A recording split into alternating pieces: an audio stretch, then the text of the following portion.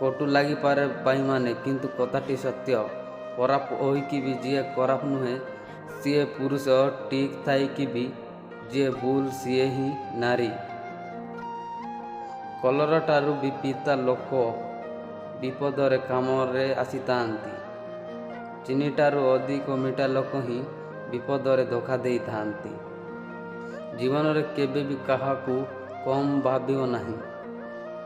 ସାରା ଦୁନିଆକୁ ବୁଡ଼ାଇ ଦେବାର କ୍ଷମତା ରଖୁଥିବା ସମୁଦ୍ର ସାମାନ୍ୟ ତେଲର ବନ୍ଧୁତାକୁ ବୁଡ଼ାଇ ପାରିନଥାଏ। ଯାହା ତୁମ ଭାଗ୍ୟରେ ଥିବ ତାହା ଚାଲିକି ଆସିବ, ଆଉ ଯାହା ନଥିବ ତାହା ଆସିକି ବି ଚାଲିଯିବ। ସାକ୍ଷାତ କରିବା ବି ଜରୁରୀ ଭାଇମାନେ, ସମ୍ପର୍କକୁ ଅତୁଟ ବନାଇବା ପାଇଁ। ନହେଲେ ଲଗେଇକି ଭୁଲିଯିବା ଦ୍ୱାରା ଗଛ ବି ଶୁଖି ଯାଇଥାଏ। ଜୀବନ ନା କାଲିରେ ଅଛି ନା ଆଜିରେ ଅଛି, ଏ ଜୀବନ ତ ଖାଲି ବର୍ତ୍ତମାନରେ ଅଛି। ଅନୁଭବ ହିଁ ଜୀବନ ଅଟେ। ଗଛରୁ ଖସୁଥିବା ପତ୍ର ବି ଭାଇମାନେ ଆମକୁ ବହୁତ ବଡ଼ ଶିକ୍ଷା ଦେଇଥାଏ। ଯଦି ଜୀବନରେ ବୋଝ ହୋଇଯିବ ତ ନିଜ ଲୋକ ହିଁ ତଳେ ପକାଇ ଦେବେ। ଆପଣ କେତେ ବି ଭଲ ହୁଅନ୍ତୁ ନା କାହିଁକି, ଯଦି ଖରାପ ଜାଗାରେ ରହିବେ ତ ଆପଣଙ୍କର ମୂଲ୍ୟ ଧୂଳି ସହିତ ସମାନ ହୋଇଯିବ।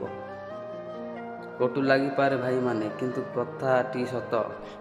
ଯେବେ ମନ ଅନ୍ୟ କୁଆଡ଼େ ଲାଗିଯାଇଥାଏ ତେବେ ପ୍ରଥମ ଭାଲାକୁ ଲକ୍ କରାଯାଇଥାଏ। ସମୁଦ୍ରରେ କେତେ ବି ଚିନି ପକାଇବ ତାହା କେବେ ମିଠା ହୋଇପାରିବ ନାହିଁ।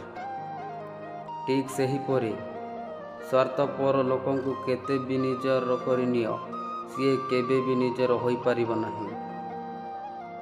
ସାପ ଯଦି ଘରେ ଦେଖାଯାଏ ଲୋକ ବାଡ଼ିରେ ବାଡ଼ାଇଥାନ୍ତି, କିନ୍ତୁ ଶିବଲିଙ୍ଗ ଉପରେ ଦେଖାଦେଲେ ସମ୍ମାନ କରିଥାନ୍ତି। ଲୋକ ସମ୍ମାନ ଆପଣଙ୍କର ନୁହେଁ, ଆପଣଙ୍କ ସ୍ଥିତି ଆଉ ସ୍ଥାନର କରିଥାନ୍ତି। ହସ ଆଉ ନୀରବତା ଏ ଦୁଇଟି ଯାକର ବ୍ୟବହାର କରନ୍ତୁ। ମୌନରକ୍ଷା କବଚ ସହ ସ୍ୱାଗତର ଦ୍ୱାର ଅଟେ। ଶ୍ରୀକୃଷ୍ଣ କୁହନ୍ତି, ସଚ୍ଚା ପ୍ରେମର ପ୍ରତୀକ ହେଉଛି ଅପେକ୍ଷା କରିବା। ଯିଏ ଅପେକ୍ଷା କରିପାରିବ ସିଏ ସାରା ଜୀବନ ଭଲ ପାଇପାରିବ। ଜୀବନର ଉଦାହରଣ ଆମେ ଲୁଡୁରୁ ବି ବୁଝିପାରିବା। ଆଶା ସବୁବେଳେ ଚୋର ହୋଇଥାଏ, କିନ୍ତୁ ଗୋଟିଏ ଆସିଲେ ଚଲାଇବାକୁ ପଡ଼ିଥାଏ। ମୋର ଯଦି ଏହି ଭିଡ଼ିଓ ଆପଣମାନଙ୍କୁ ଭଲ ଲାଗିଛି ତାହେଲେ ଚ୍ୟାନେଲକୁ ସବସ୍କ୍ରାଇବ୍ କରି ସପୋର୍ଟ କରିବେ। ଜୟ ଜଗନ୍ନାଥ। ରହୁଛି, ନମସ୍କାର।